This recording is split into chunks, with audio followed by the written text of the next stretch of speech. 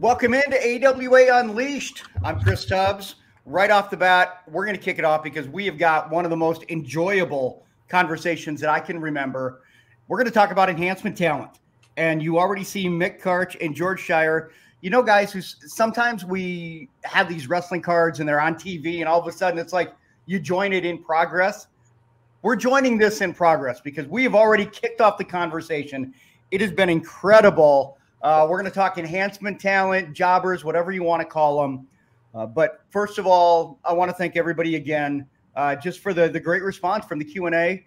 We've got questions we didn't even get to, but guys, people are still enjoying it. And I appreciate all the positive feedback that everybody's sending, even the constructive criticism. I love the feedback. So guys, keep giving it to us. And I mean, what have you guys been hearing? I know that I always want to start out with this, but George, what have you been hearing from fans? Continued good job, guys. Love what you and Mick are doing. Chris is great putting everything together. You guys, this is something we've needed for a long time. Everything's positive. We're having supper with people. One guy told me he ate his supper and listened to the podcast and laughed and almost choked on his food.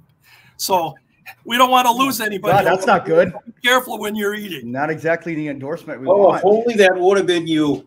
Anyway, I've heard basically the same kind of feedback. Everybody is so positive about it. You know, and again, Chris, you mentioned constructive criticism. We're going to listen to it. If you got a beef with us, if you think we don't talk about something enough or we talk about something too much, let us know. We're here for you, and we are having a great time. Yeah, absolutely we are. And before we get going, I want to tell you, as you can see, if you're watching on YouTube, thank you so much for joining us on YouTube. I'm going to give me the solo layout there. There we go, since I'm directing and all that. You can see us on YouTube, obviously, but if you're more into the audio and you don't want to see us, I mean, I understand too. We're on Apple Podcasts, iTunes, Spotify, Pandora, Google, Amazon, more. Just search AWA Unleashed. Before we get to it, Mick, I know that we want to go ahead and answer last week's trivia question. So why don't we get to that before we get into this week's conversation? Absolutely. The question that I gave you last week was to name the two wrestlers, brothers, in the AWA in the 1970s who were also NFL football players. And the answer was Billy and Russ Francis. That was the names I was looking for. A couple of people said the Irwin brothers. That was later, Scott Hogg Irwin and Wild Bill Irwin in the 1980s. So congratulations, Matthew Hurt of Sun City, West Arizona, knew that Billy and Russ Francis was the answer. A handful of people did, but again, when we have multiple winners, we pull a name, and happened to be Matthew this week. All right, so congratulations to Matthew, and we're gonna have a brand new trivia question and a winner coming up a little bit later on. But that being said, guys, let's go ahead and get into this week's conversation, and it's all about enhancement talent. And I want to ask you guys, when I say the words enhancement talent or jobbers, what is it that you guys think about? George, why don't you go first? What I think about is someone, you know, they were feeling they were being insulted when they were called jobbers. That was what the wrestlers called themselves. That's what the promotions called them. It wasn't an insult. Their job was to lose, so they were a jobber. But they were very well respected, every one of them who laced up boots and put on trunks, and that's what we're going to talk about today. You know, and enhancement talent as well was another expression, another moniker that didn't always set real well with the guys, but it seemed to be just maybe a notch above being called a jobber. But I agree with George. These guys, they became such household names back in the golden age, the old school wrestling era. Yes, fans today, and they might remember a guy that who wrestled on TV 3-4 times, and they remember him fondly. So we're gonna put these guys over. And I know that this was kind of a collaborative effort where George is going to mention some guys. Mick, you're going to mention some guys. You've got some honorable mentions. Let me ask you this, because there are just a few questions I want to get out of the way before we actually get into the list. Were there guys that ever came into the territory that felt like they deserved more of a push and were a little resentful of maybe the way that they were presented as always having to put somebody over? I mean, you know, did you ever get that impression from anybody, George? No, I didn't, but I'm sure it could have happened. The thing you have to remember about the enhancement talent and or the jobbers, however we refer to them, most of them didn't come into the territory. They were just guys that came in, and television would give them a chance to, you know, wrestle on TV, work with the bigger boys, and, you know, make the bigger boys win and go on to their big matches. So they weren't really in a territory. They either lived here or lived close to here, and they drove in for the card. It wasn't a matter of Vern going out and seeking these guys to come in and lose. You got to remember too, Chris, a lot of these guys, if they were in town the night that there was going to be a house show, a big event at the Minneapolis Auditorium, St. Paul Civic Center, sometimes Vern would actually put the guys on the card. So they'd wrestle on TV, and then they go and they pick up a few more bucks at the big house show. So I think they were really well taken care of. They knew what their role was, and you know, a couple of them complained. I know Dennis Stamp was not real happy with his push or lack thereof, but for the most part, they knew their role.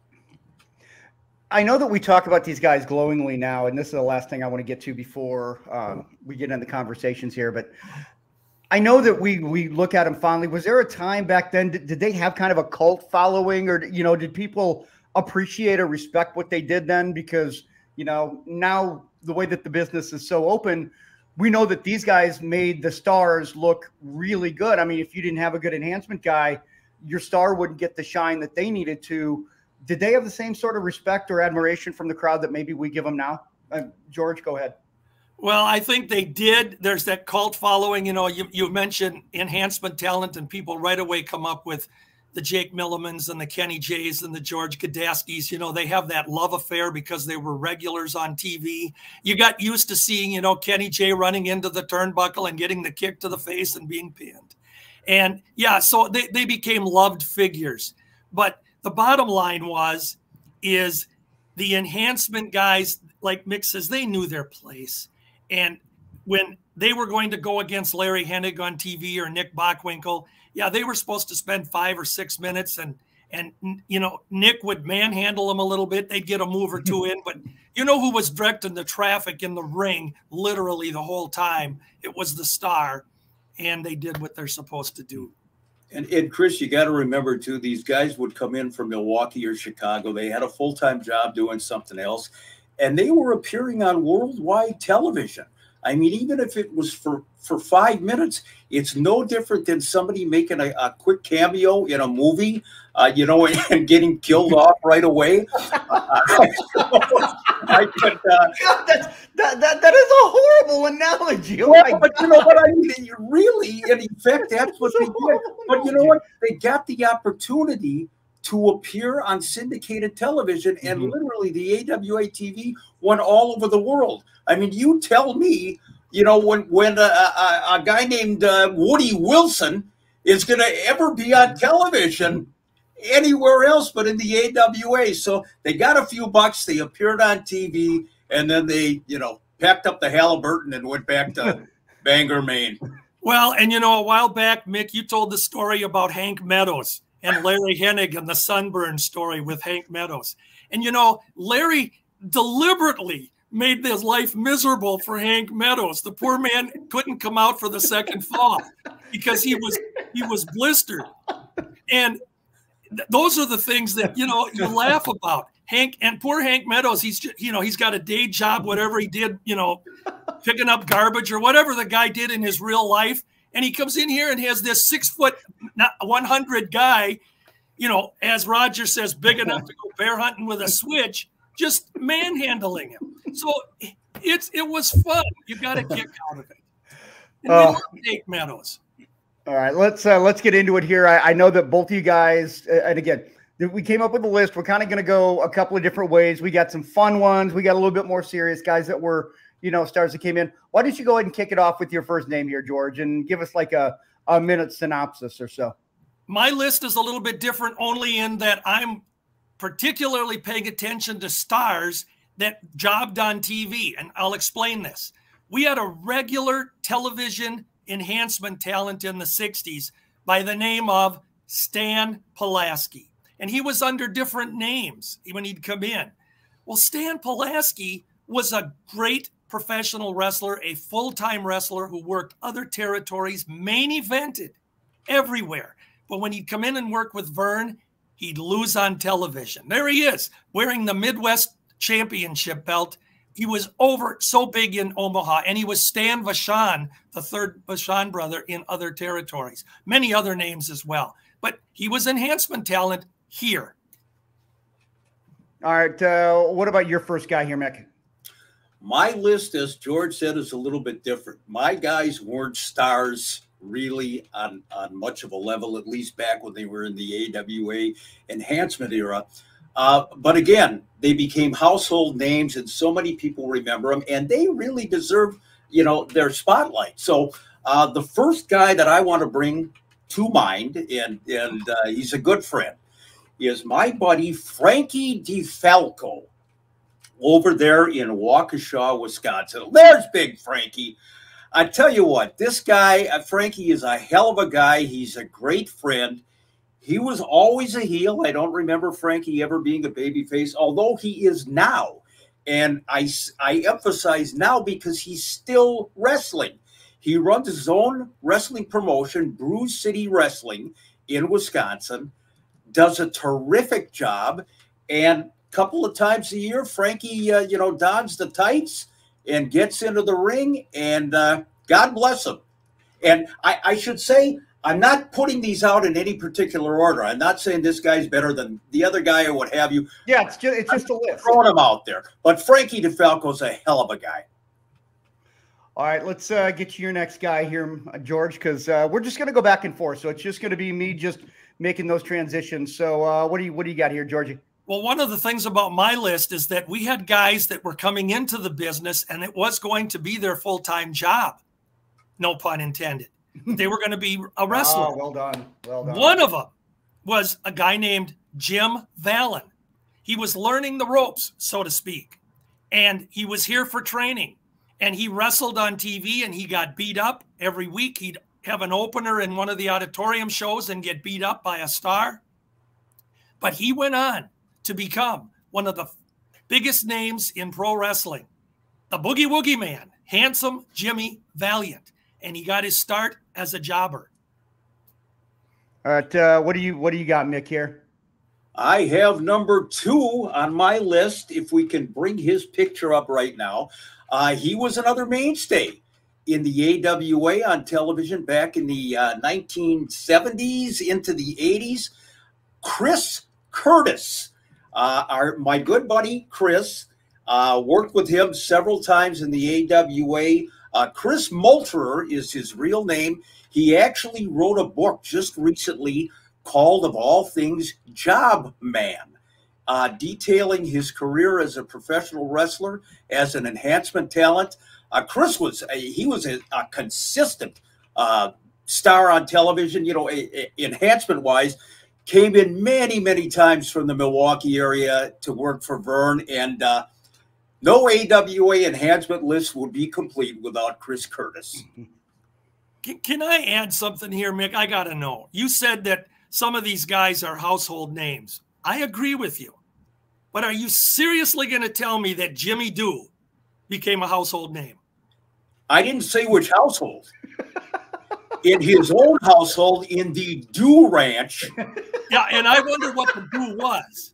Well, I don't know what he did or didn't do, but I always told you Jimmy Doo didn't. No, he didn't. Jimmy Doo didn't do anything. Nope. There you go. Oh, man. See, I don't even know how to get in on the bit. I'm just throwing it out there. I'm just, you guys are in on the bit. I'm just trying to, I'm trying to catch up. That's what I'm trying. That's what I'm trying to do. All right. I think we going back to you, Mick, here. I think you just had. And where was my picture of Jimmy Valiant? Well, you were getting. I've got it. Hold on. I've got it. I'm just working on it. I got like a bunch of pictures here. Hold on. I was getting ready for it, and you guys moved on. Your glasses are steaming up, George. Look at them now. All right. Let me see here. The man works so hard, and what do? We belittle him in front of his family. You know how difficult it is to work with us. Yeah, I know. There he is. There's your damn picture. Okay, now I got a damn in front of it. No, okay. I'm going to talk to the boss. Wait, you are the boss. I think that's an HR complaint right there. We'll take it up with HR. All right, what do you got for number 3 here, George? I'm going to go with a guy named Bill Crouch. Bill Crouch. He'd come on TV, and no offense at the time, I remember when Bill Crouch first entered the ring, I went, first of all, the name struck me funny. I mean, why would you call yourself Crouch? I didn't realize it was his real name. But, why would you want to be billed as Crouch? And if you have a lisp or you mispronounce it, you got a lot of other variations in that name that we don't want on television. But anyway, he was a great worker. And he did go on in the business after he left here. He wrestled as Butch Malone. And he really was a talented wrestler and deserves all the respect for all what he put into it. And I have come to really, really respect him. There he is, Bill Crouch. And I love you, man. Thanks for what you did for the AWA and your career. All right, Mick, we are up to you, sir. Is this big number 3? This is big number 3. Yes, sir. Going back a little better than number 2. A little bit farther. That's what the show is right now, is number 2. And this is a guy that they called the Bad Man. And his name was Jose Quintaro. Bad Man Jose Quintaro. What can I tell you? He looked so much. There he is. That's about as good a picture as I could come up with for the Bad Man. He was actually Joe somebody from New York, but he looked so much like Fidel Castro. Particularly in the 1960s and into the 70s, the AWA used him consistently on television. Little known fact, when he was in town, he would stay at Eddie Sharkey's house in Eddie's closet. That's an absolute fact. Jose Quintaro, to save hotel and motel money, would stay in Eddie Sharkey's closet. And Jose's other claim to fame, besides the fact that he was in the closet. I mean, he wouldn't sleep in a couch or a. I don't know if they put a cot in the closet for him. I have no idea. If they moved Eddie's ring jacket out of the way to give Jose a little more room, I don't know. He used it as a pillow, for crying out loud. His other claim to fame, every single time he got beat on television, and he got beat a lot.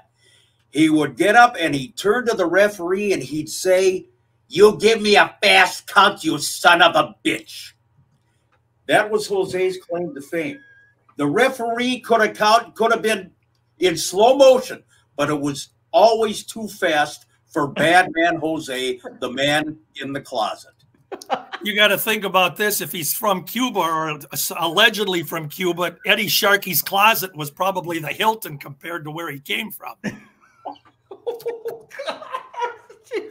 we just alienated the Cuban contingent. Keep going. Oh, all right.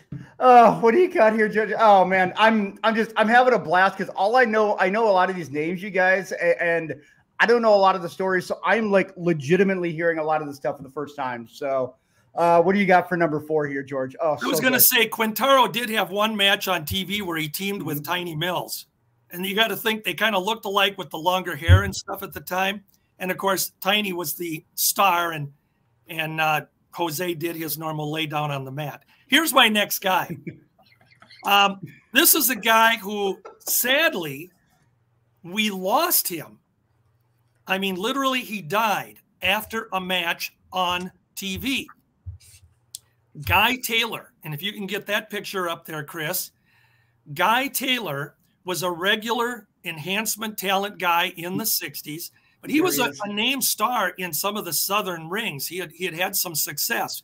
He'd come up here and he'd work with Vern, and he had a match in 1967 with Dr. X. And during the match, there was a hellacious bump that Taylor did take that we noticed on TV.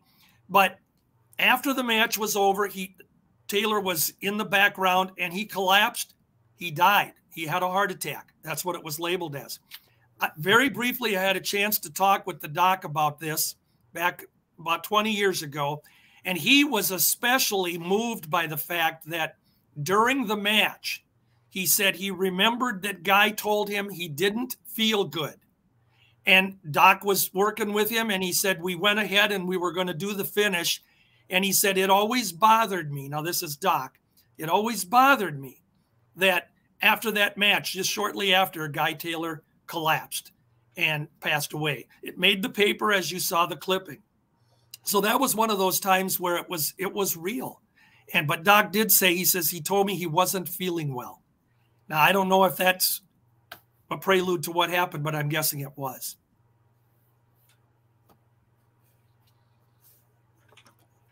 Director, put your mic on. There we go. Sorry. How was that received when something like that, like something that serious happened? Did everybody know like immediately there was something wrong?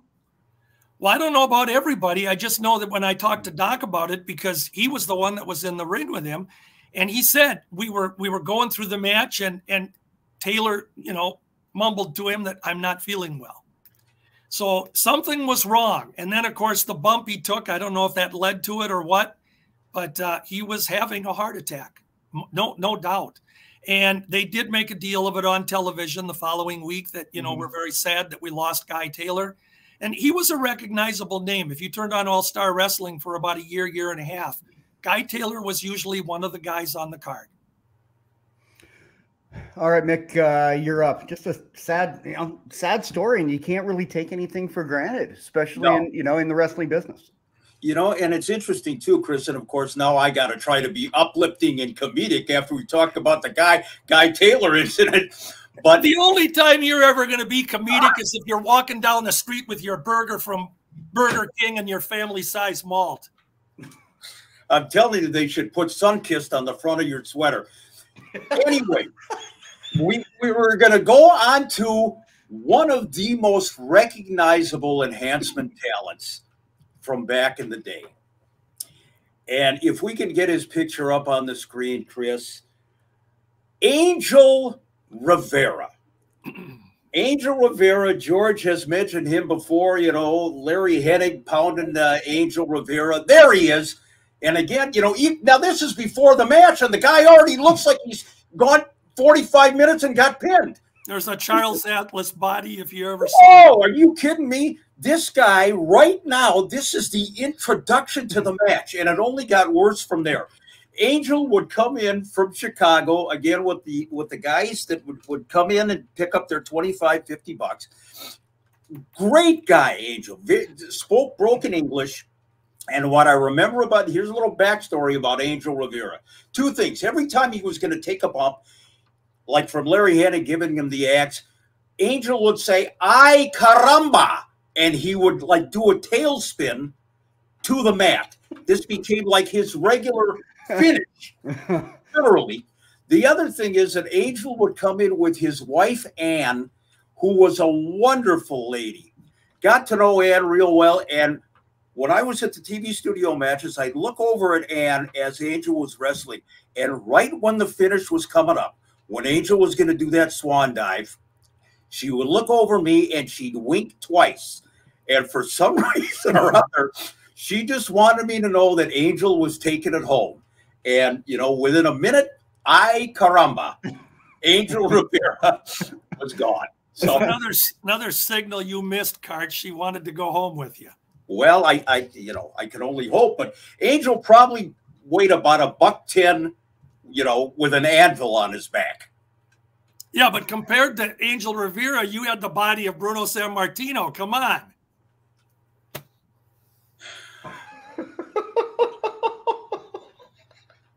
Jeez. Oh man. All right. Who you got next, George? Oh my God. I'm envisioning Mick with that Bruno Sammartino body now. Oh, I know it. You should see it. I can't. That's forever unclean. Actually, when he takes his shirt off, he looks more like Belinsky. All right. Well, listen, we're going to go with I got 2 in 1 here. Guys named Moose Marowski and Pierre Poisson.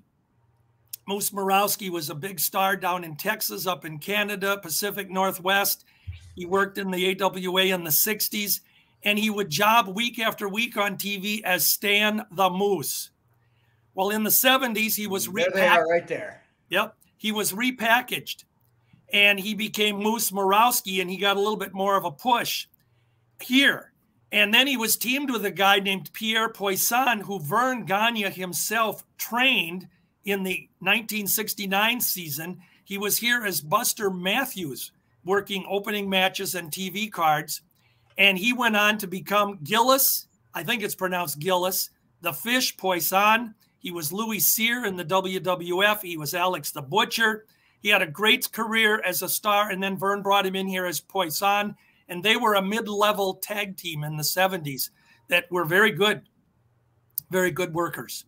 George will remember, too, that Moose Marowski also, he appeared under many different names right here in the Twin Cities. Mike Pulaski, as you said, George, Stan the Moose, Mike Jankowski. But the wrestling fans, God bless them, they didn't know. They didn't pick up on the fact that they just saw this guy with a last name that was different 2 weeks earlier. Well, I honestly believe that there were times in that era where, 2 weeks apart, most fans, they just forgot. They didn't recognize, Did that happen all the time where a guy, like week after week, there'd be something different? Stan Pulaski, who I talked about earlier, he was in here under about 4 different names. There was one wrestler who, Bulldog Bob Brown, and I'm going to mention him later, but he never changed his name at all. He only changed his color. Vern billed him as Bill Green for the 60s. Then he became Brown. Just not a name change, color. And I think that was relating to some of the fans that probably had that box of Crayolas in front of them. Oh, God. Oh, wow. Here he goes again. Oh, wow. Oh, man. All right. Get this hunchback from carrying the hate mail for this guy. I'm just kidding. No, you're not. You're going to tell me that little Ricky didn't play with Crayolas? Come on. Don't worry about it. Yeah, there you go. All right. All right. What do you got, Mick? I have number 5, another household name, at least in his own household.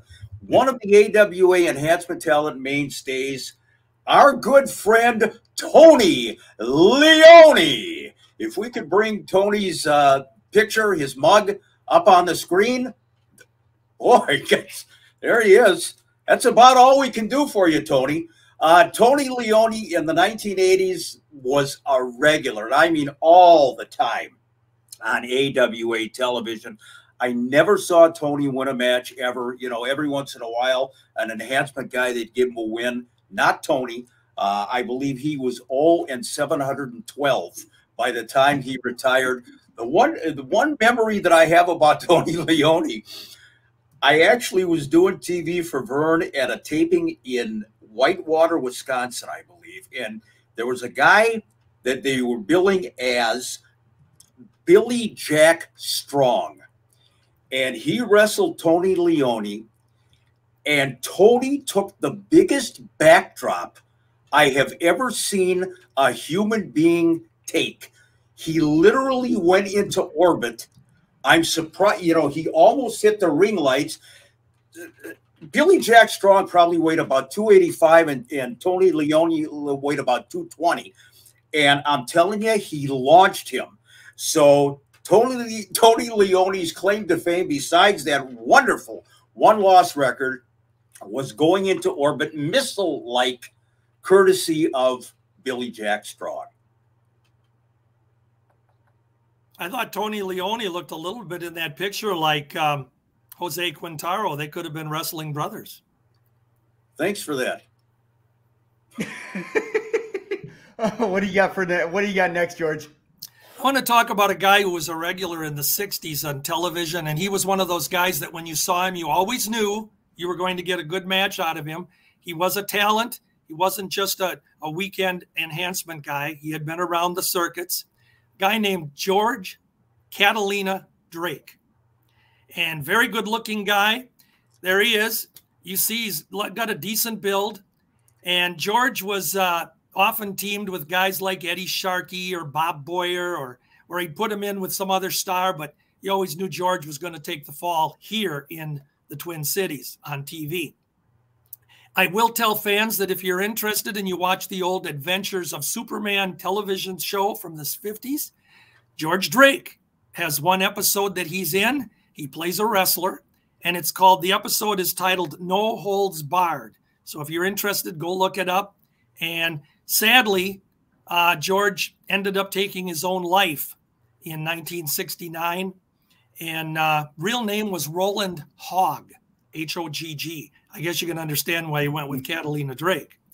But I don't know what his personal issues were, but he was a great talent, and I was sad when he left. Very good wrestler, and always a pleasure to see him on TV.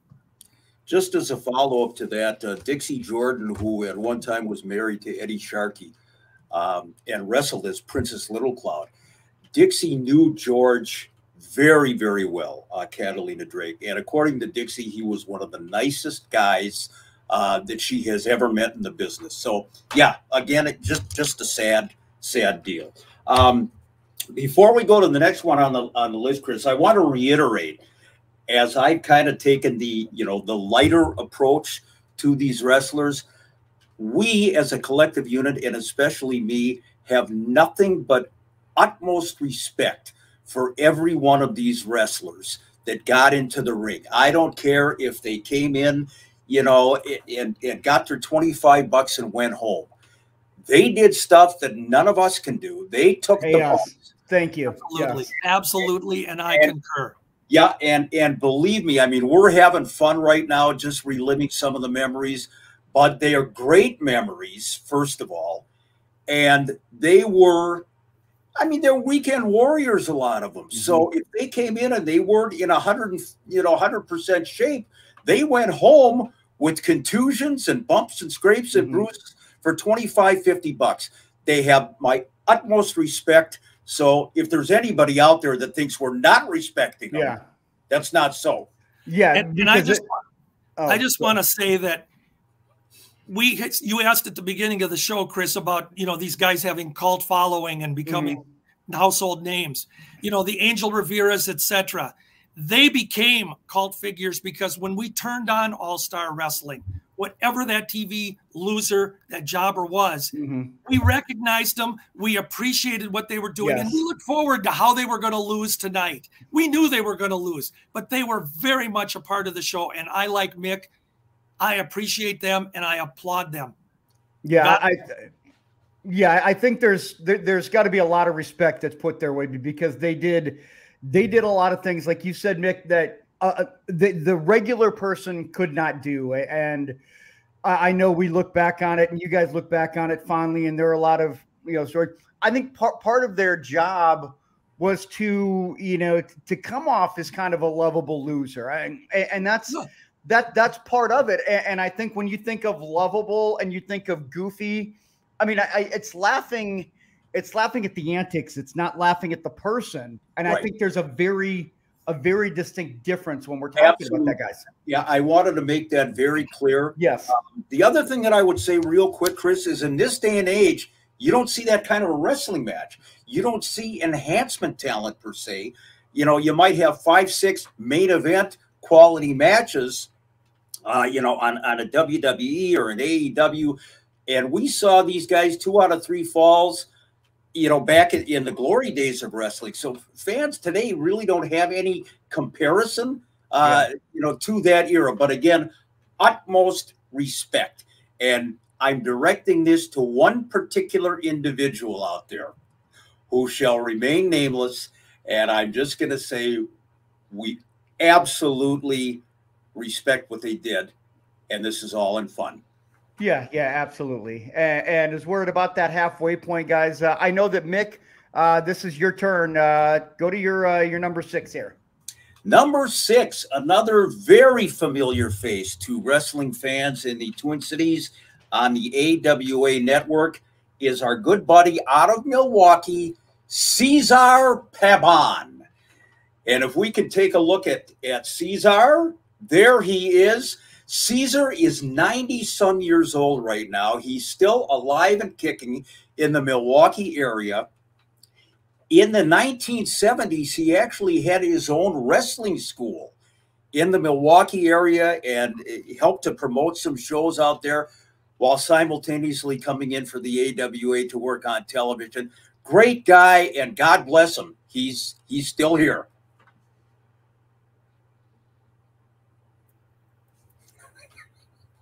Put your mic on, Chris. Sorry. With everything that I'm doing, I keep muting my mic so you guys aren't hearing all of the clicking and the clacking in between. Hey, you're the man. All right. Let's get to your next couple here, George. Well, I'm going to look at two guys that were household names, so to speak, on AWA television, but they went on to become huge in the business.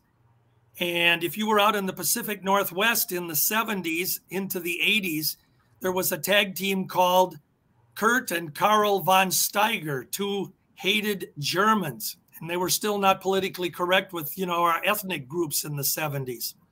But in the AWA enhancement days, they were Paul Carusco, who was a good friend of Mad Dog Vachon, and Lorne Corlett. And they got together and decided, you know what, we could do something together. You see the way they look here. They look like hated Germans to me. And they went on to have stellar careers. But Paul Carusco, and there's a YouTube match out there for you YouTube guys. Mad Dog is wrestling him in the 60s, Paul Carusco. So take a look at them. They're great. And they were good. They were believable. Mm-hmm. You talk about some of these guys that you realize they were going to lose, but they were able at times to suspend disbelief for us. And when you saw Paul Carusco toss Mad Dog Vachon around, and he was a hated heel in those days, Vachon, you believed for a minute that, this guy might have a chance. And that's what made the enhancement talent fun. So they went on to be big stars. And I think you mentioned something there, George, and it's something we can't do today as much, and that's just suspend belief. We don't do that much anymore, and I feel like that's really one of the lost arts in professional wrestling now. I used to have people say to me, well, wrestling's not real, but what they did right there, that's real. Mm-hmm. And they would point something out. Well, chances are everything they did in the ring was worked and they were taking care of each other. But for a split second or for a few moments, they made that fan believe. And that's what it's all about. And yes, these guys, if you could suspend disbelief, they were doing a good job. I just want to piggyback on that, too, about the suspension of disbelief. It's impossible in this day and age to do that because you got, Vince McMahon coming out and telling everybody what wrestling is. You've got shoot interviews. You've got books. You've got, every avenue in the world to give people the inside track on what's going on behind the scenes. So if you can get people to suspend that disbelief for a couple hours, you've done a hell of a job. Yeah, that's well, exactly. And when you look at today, there was a match on AEW here a couple of weeks ago, a big ladder match where they had 20 umpteen ladders all over. Yeah, Cody Rhodes and Sammy Guevara. Yeah, and if you watch that match, which I did, there is no way that you can even suspend disbelief with that, because there's no way any human, no matter how he's built or how strong he is, can come out of all of that. And yet, ladder after ladder, leap after leap, I mean, it was hellacious. So I admire the old talent. All right, Mick, let's go ahead and get into your number 7 here. Number 7 is one of the most popular AWA enhancement talents from back in the day. God bless him. He came in and he got his ass handed to him on a platter more times than just about anybody.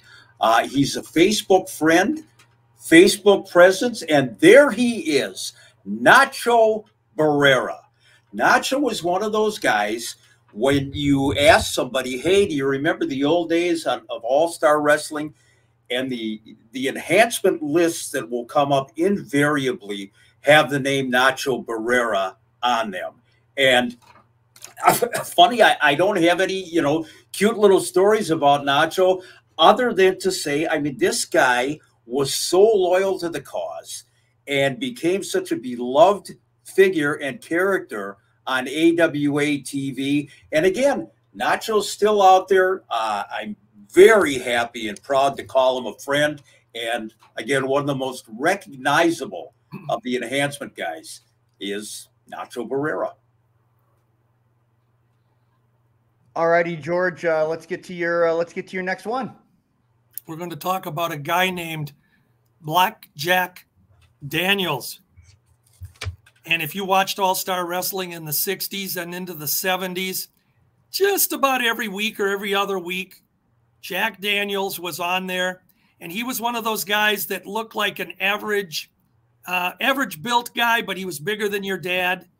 And he was the real deal. You believed in him. And he for the most part, he always jobbed for Vern. A lot of fans didn't know at the time that he was the real life brother-in-law to Stan Crusher Kowalski. And that's where the talent comes in that makes Jack Daniels so well. He and Stan were a tag team together off and on for years. They got some media short pushes with Vern, but they also were Southern Tag Team champions together. And Jack Daniels was also Tiny Mills' brother, Jack Mills, in the Central States area. So a very good worker, a very credible. And if you want to see Jack Daniels in action, go to YouTube, and there's a match of him wrestling against Vern Gagne on All-Star Wrestling. One of the best in the business. Very believable and beloved character. All right, Mick, your next one is probably one of my all-time favorites. And I loved this because I got into the EWA again. I started watching it when I was maybe 10 or 11, so mid-'80s. So I really didn't see the heyday. But your next one is one that I remember very, very well. Well, I'm going to preface it by saying the last three guys are probably the most beloved of all the enhancement talents. And the one that you're talking about, Chris, Jesse Ventura gave him a break. And I'm talking about our good buddy, Jake the Milkman Milliman. And I'm telling there's Jake and I. That's Jake on the right of your screen, by the way. God, you're like Arnold Schwarzenegger and Danny DeVito. I mean, you're like twins. But Jake Milliman, God bless him, the Milkman, you talk about a cult following like George has alluded to. There are not many guys that had the kind of response from the fans in that role as enhancement talent as Jake Milliman. Like I said, Jesse Ventura gave him an opportunity to tag up with him. It went over very well. I think there were bumper stickers, give Jake a break. Jake, of course, was notoriously part of the AWA's wonderful Team Challenge series. Oh, we're going to get into that, believe me. Yeah. He was on the winning team, and damn it, Larry Zbyszko tried screwing him out of his $1 million. One Milliman story, and I love Jake, and he's been in ill health for a while, and he's a fighter. He's hanging in there, and we love Jake Milliman. Had an opportunity to interview Jake in Rochester, Minnesota for Saturday Night at Ringside back in 1990. And Jake was not accustomed to being interviewed on television. So he said, "What's the name of the show?" You're a little nervous. I said, "It's Saturday Night at Ringside, Jake. Saturday Night at Ringside. I'm going to welcome you, and then we'll talk." So poor Jake, he's mumbling to himself, "Saturday Night at Ringside. Saturday Night at Ringside. Got to remember. Well, we turned on the camera, and the first thing Jake says is, "I'm so glad to be on Saturday Night Wrestling." So he completely blew the name of the show.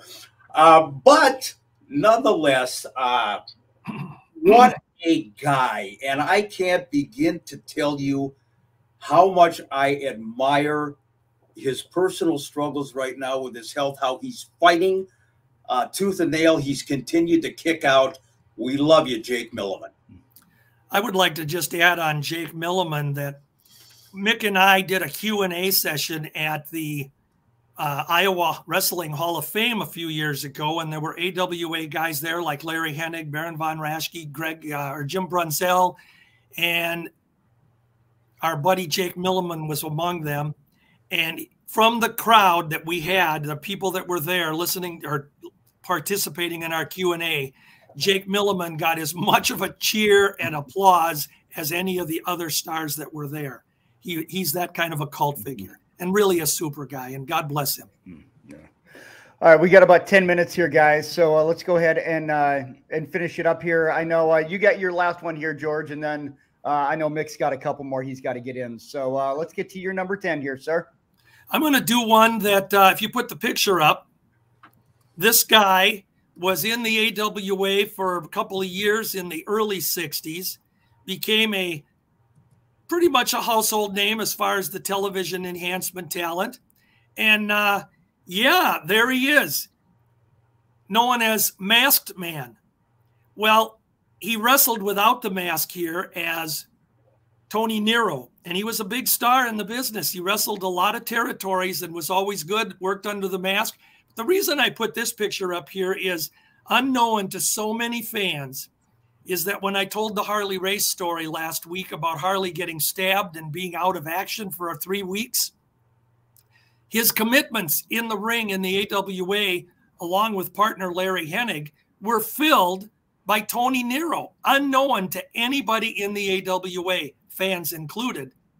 And he was just billed as Masked Man. So he had a chance to get this push going to the towns with Larry and working as Masked Man, never revealing who he was. When Harley returned, Tony Nero was back on television, again losing.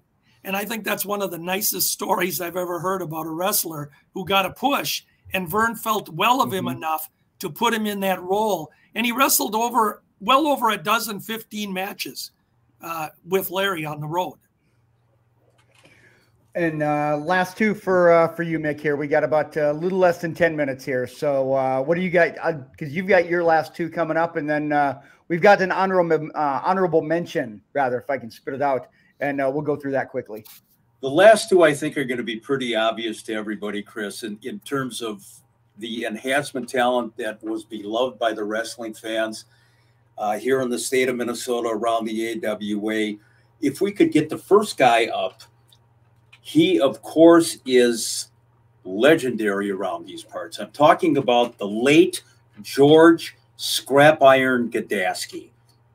And there you see George, you know, his big claim to fame in the AWA, the Crusher chose him as a partner to feud with Lord Alfred Hayes. Hayes called him Gadzuki.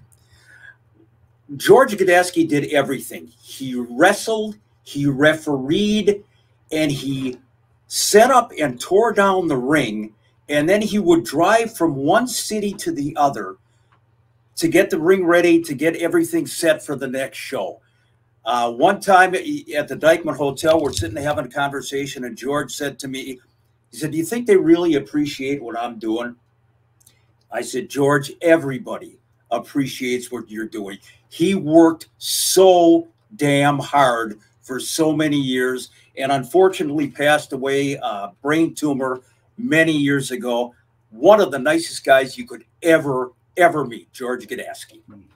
And finally, yes, and he needs no introduction because he's still alive and kicking and making noise and drinking his brandies and his bourbons and everything else. I'm talking about the Sodbuster himself, Kenny J. Anytime I do a poll about enhancement talent, say who is your favorite, he wins every single time. Of course, I'll point out that he's resplendent in that high buck t-shirt, but Kenny J, who they always build out of Cleveland, Ohio, and Kenny once said, he says, "You know, I never lived in Cleveland." He said, I think I might have had a layover at the airport there one time. But Kenny got his name Sodbuster because he and his brother did, in fact, own a landscaping business here in Minnesota. Kenny, of course, put Muhammad Ali over on Wide World of Sports years ago. And Kenny J, I'm going to say this, and I mean this sincerely. Kenny and his wife, Diane, are the two nicest people I have ever met in the wrestling business. Kenny's heart is bigger than he is. He ran the annual benefit for histiocytosis. I can't say enough good things about Kenny J. And every once in a while, they give Kenny a win. Adrian Adonis or Chris Markoff or Harley Race. Kenny, once in a while, got the W. I absolutely love and respect Kenny J. Awesome. Yeah, I have not heard a bad word about him either. I would like to point out about Kenny, and you mentioned the Muhammad Ali workout, as they called it. I think all of us who watched that debacle with Ali against Antonio Inoki closed circuit, all of us would agree that it would have been better if Inoki wasn't in it, and it would have been Kenny J versus Muhammad Ali, because Kenny certainly would have done more than what Inoki did. A comment about George Gadaski. And I don't know, Mick, if you know this. I think we got about a minute here with it, George. I think you do. But all the years he was hauling the ring, he would tell Carbo that he needed new plywood or needed wood for the ring. They'd tell him to go ahead and get it. Well, George was really using a lot of the plywood to build his garage in Amory, Wisconsin. And when you went out there, all of this wood was out there. And when Wally found out and Vern found out, they were just totally upset that George had taken all this wood and built his garage. What a guy. You both got an honorable mention list of about 5. Let's go ahead and about a minute to 90 seconds each. Let's go ahead and give us yours. George, why don't you go ahead and start? Definitely. These are television losers now, remember, and some of these guys were stars other places. My honorable mention has to go to Ox Baker. Any fan knows Ox Baker. He made a huge mark in the business. And how about Bill Howard? Bill Howard was a star in Japan with Red Bastien. He was a star in the Central States, but he never won here. And how about, I mentioned him, Bulldog Bob Brown. Huge wrestler in other territories. Bill Green here. How about the name Gene Anderson? Vern trained him. Gene Anderson went on to become, for the first 5 years here in the AWA, he lost all the time. But he went down south, became one of the Anderson brothers with Lars and Ole, his brothers, and the rest is history. And then I mentioned a guy named Claude Patterson.